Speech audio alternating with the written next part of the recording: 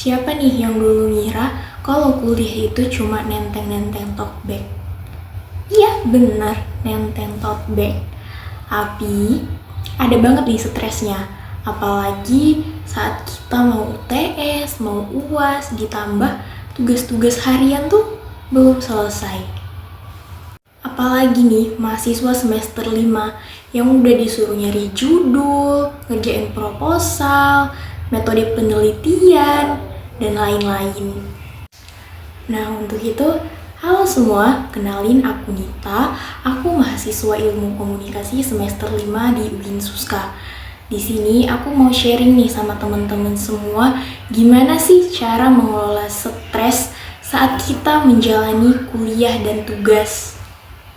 Nah, langsung aja yang pertama yaitu kita harus paham dulu apa sih sumber yang membuat kita stres.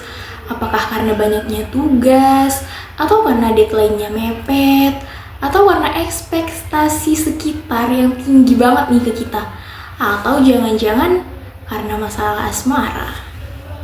Nah, yang kedua, kita bisa buat jadwal dan skala prioritas kita itu dalam mengerjakan tugas. Kita bisa buat to-do list dengan mengerjakan hal-hal yang penting dulu, yang mendesak, dan yang mana deadline-nya paling dekat. Kita bisa gunain aplikasi seperti Notion supaya kita bisa melihat jadwal lebih jelas. Supaya kita nggak burn out waktu ngerjain tugas, kita bisa kasih jeda istirahat 5-10 menit, peregangan, mengatur nafas, supaya setelah itu kita tetap bisa fokus mengerjakan tugas. Yang nggak kalah pentingnya lagi, jaga pola tidur dan pola makan. Jangan begadang kalau nggak ada hal-hal yang penting-penting banget. Dan jangan pernah malas makan. Karena teman-teman tubuh kita ini butuh nutrisi dan tenaga. Nah, karena kalau kita kurang tidur atau makan tidak teratur, hal ini bisa memperburuk stres. Yang nggak kalah penting adalah hindari prokrastinasi, di mana kita menunda-nunda pekerjaan. Karena ini cuma nambah tekanan teman-teman. Misal nih, tugas aku yang ini belum selesai. Tugas aku yang ini juga belum selesai. Nah, kita tetap mikirin tapi kita nggak kerjain. Kita nggak gerak sama sekali buat ngerjain itu. Itulah yang nambah tekanan di kita dan berakhir stres. Jadi, mulailah dengan mengerjakan yang paling mudah sedikit demi sedikit. Jangan pernah ragu buat minta bantuan ke teman kita kalau kita merasa ini sudah berat.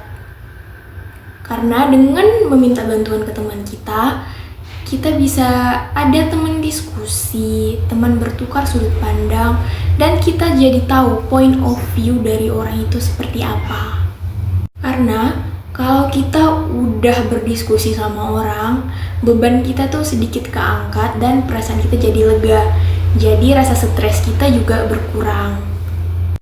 Nah, kita juga perlu sesekali ciptain waktu buat kita ngembangin hobi atau me time buat mengisi waktu dengan kegiatan yang kita sukai. Misalnya kita nge-mall, nonton film, baca buku, atau dengerin musik. Bisa juga perawatan. Nah, ini bisa menjadi cara kita supaya mengurangi stres. Dan ini juga bisa jadi sekaligus menjeda rutinitas kita dari perkuliahan. Dan yang terakhir, jangan lupa untuk selalu mengevaluasi diri kita. Kalau kita rasa kita udah mengerjakan yang terbaik, kita boleh banget self reward. Memberi apresiasi terbaik untuk diri kita. Buat teman-teman yang sekarang lagi ngerasa capek sama tugas kuliah atau burnout, jangan lupa kita selalu punya motivasi untuk melanjutkan apa yang udah kita mulai.